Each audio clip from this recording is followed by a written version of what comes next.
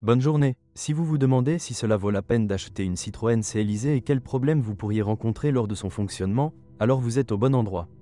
Ainsi, la carrosserie entièrement galvanisée du C-Élysée a permis au constructeur d'offrir une garantie de 12 ans contre la corrosion traversante. Il n'est pas surprenant que même sur les voitures des premières années de production, il soit très difficile de trouver des taches de rouille sur la carrosserie. Seuls les passages de roues nécessitent un peu plus d'attention. En raison de la conception sous-optimale des doublures d'ailes, beaucoup de saleté s'accumule en dessous pendant l'hiver, ce qui n'est certainement pas bon pour la voiture. Heureusement, il ne sera pas trop difficile de laver les passages de roues plusieurs fois par saison.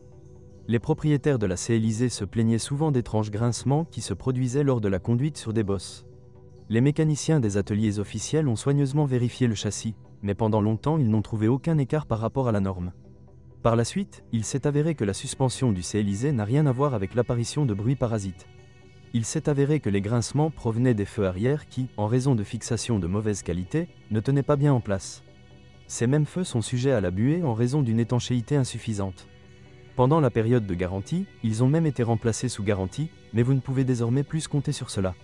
En conséquence, les propriétaires de C-Élysée d'occasion devront en outre fixer eux-mêmes les feux à l'aide de joints et les sceller avec du mastic.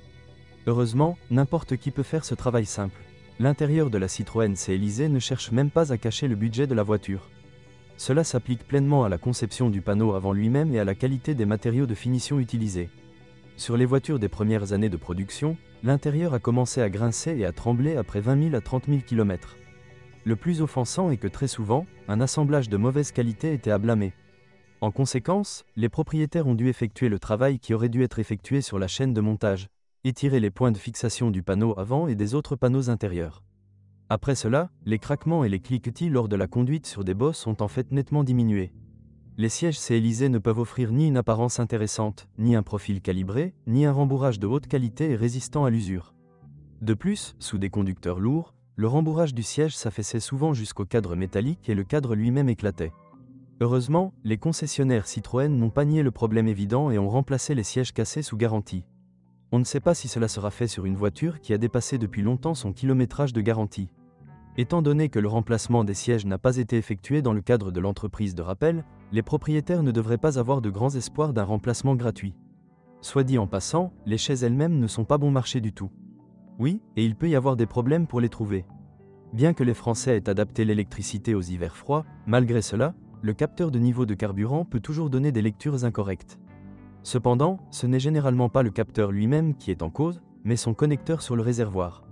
Il peut soit être corrigé périodiquement, soit remplacé une fois pour toutes par un nouveau. Un autre problème typique est le frottement du fil qui alimente l'allume-cigare. Sinon, le C-Élysée, qui ne se livre pas à la présence de nombreux systèmes électroniques modernes, ne devrait poser aucun problème électrique. Le groupe motopropulseur optimal pour la Citroën C-Élysée est un 4 essence de 1,6 litres d'une capacité de 115 chevaux. Grâce au bloc cylindre en fonte, la ressource de ce moteur peut facilement atteindre 500 000 km. L'essentiel est de surveiller la température de fonctionnement du moteur et d'essayer de ne pas le surchauffer. Il n'y a également aucun problème d'entretien et d'éventuelle réparation du moteur de 1,6 litres. Sa conception est simple et les pièces de rechange sont peu coûteuses. Le moteur de base de la C-Élysée était un 3 cylindres de 75 chevaux avec un volume de 1,2 litres. Peut-être que ce moteur aurait bien fonctionné dans une voiture plus compacte, mais pour la C-Élysée, plutôt grande, il s'est avéré trop faible. Bien sûr, vous pouvez constamment faire tourner le moteur à des régimes élevés, obtenant ainsi une dynamique plus ou moins décente, mais un fonctionnement constant dans un mode pas si doux n'a pas le meilleur effet sur la durée de vie du moteur. La transmission automatique utilisée sur la C-Élysée est une variante de la fameuse transmission automatique AL4, caractérisée par une fiabilité médiocre. Il n'est pas surprenant que la transmission automatique C-Élysée n'aime pas les charges accrues.